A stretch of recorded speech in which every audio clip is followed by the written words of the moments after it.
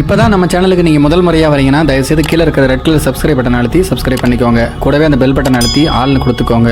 அப்போ தான் நம்ம போடுற வீடியோ உங்களுக்கு தினமும் கிடைக்கும். சரி வாங்க இப்போ நம்ம வீடியோக்குள்ளே போகலாம். 2 வருடங்களுக்கு முன்பு திருமணத்துக்காக மேட்ரிமோனி இணையதளம் ஒன்றில் மாப்பிள்ளை தேடிய ஐதராபாத்தை சேர்ந்த போகிரெட்டி என்பவர் த்ரிஷாவுடன் அறிமுகமானார். 5 ஸ்டார்ட் அப் நிறுவனங்களின் உரிமையாளரான த்ரிஷாவுக்கு சைதன்யா ரெட்டியின் புரோஃபைல் புகைப்படங்களை பார்த்ததும் பிடித்து போனதாக கூறப்படுகிறது. 2 ஆண்டுகளாக 2 பேரும் காலிங் மற்றும் சாட்டிங் செய்து வந்த நிலைமையில் சில நாட்களுக்கு முன்பு தன்னுடைய பிசினஸில் முதலீடு செய்யுமாறு த்ரிஷாவிடம் சைதன்யா கூறியதாகவும் அதன் பேரில் த்ரிஷா UPI மூலம் 40 லட்சம் ரூபாய் அனுப்பியதாகவும் கூறப்படுகிறது. பணத்தை பெற்றுக்கொண்ட மறுநாளே சைதன்யா ரெட்டி த்ரிஷாவை பிளாக் செய்ததாகவும் கூறப்படுகிறது. சைதன்யா ரெட்டியை எப்படி தொடர்பு கொள்வது என்று தெரியாமல் தவித்த த்ரிஷா அவருடைய மேட்ரிமோனி புரோஃபைலுக்கு சென்று தேடிய போது அதில் வேறு ஒரு மொபைல் எண் கிடைத்துள்ளது. அந்த எண்ணை தொடர்பு கொண்டதும் அதில் தெலுங்கு மியூசிக் சேனல் ஒன்றில் தொகுப்பாளரான பிரணவ் சில்சா என்பவர் பேசியுள்ளார்.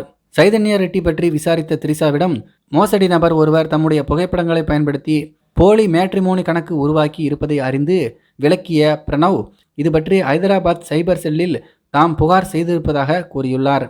அதற்கு அந்த த்ரிஷாவோ, எனக்கு 40 லட்சம் ரூபாய் பணம் போனது பற்றி கூட கவலை இல்லை, ஆனால் தான் விரும்பியது புகைப்படத்தில் இருந்த பிரணவைதான் என்று தெரிவித்த த்ரிஷா தன்னை மணந்து கொள்ள வலியுறுத்தியதாக சொல்லப்படுகிறது. இதனையடுத்து த்ரிஷாவின் எண்ணை பிளாக் செய்துள்ளார் பிரணவ்.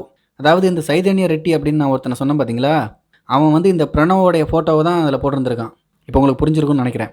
அதன் பிறகும் பிரணவ் மீதான காதலை கைவிட மனமில்லாத த்ரிஷா தம்முடைய அலுவலகத்தில் பணிபுரியும் தொழில்நுட்ப நிபுணர் ஒருவருக்கு 50,000 ரூபாய் பணம் கொடுத்து பிரணவின் காரில் ஆப்பிள் ஏர்டேக் என்கின்ற GPS கருவியை பொருத்தி அவருடைய நடமாட்டத்தை கண்காணித்து ஆட்களை வைத்து கடத்தியதாக கூறப்படுகிறது. த்ரிஷாவின் அலுவலகத்துக்கு பிரணவை தூக்கி சென்ற அவர்கள், முதலாளி அம்மா எப்போது கால் செய்தாலும் எடுத்து பேச வேண்டும், எங்கே கூப்பிட்டாலும் சென்று பார்க்க வேண்டும் என்று மிரட்டி அடித்து உதைத்ததாக கூறப்படுகிறது. உதைத்தாங்க முடியாமல் அவர்கள் சொன்னதையெல்லாம் ஒப்புக்கொண்ட பிரணவ் அவர்கள் பிடியிலிருந்து தப்பித்து காவல் நிலையத்தில் சென்று இது பற்றி புகார் அளித்திருக்கிறார். அதன் பேரில் த்ரிஷா மற்றும் கடத்தலில் அவருக்கு உதவிய அடியாட்கள் 4 பேரை போலீசார் கைது செய்து அவர்களிடம் தற்போது விசாரணையும் நடத்தி வருகிறார்களாம். இதை பற்றி உங்களுடைய கருத்துக்கள் என்ன அப்படிங்கிறது கீழே இருக்கிற கமெண்ட்ஸில் தெரியப்படுத்துங்க. மேலும் இது போன்ற வீடியோக்களை பார்க்க நம்முடைய சேனலை சப்ஸ்கிரைப் பண்ணிக்கோங்க. நன்றி, வணக்கம்.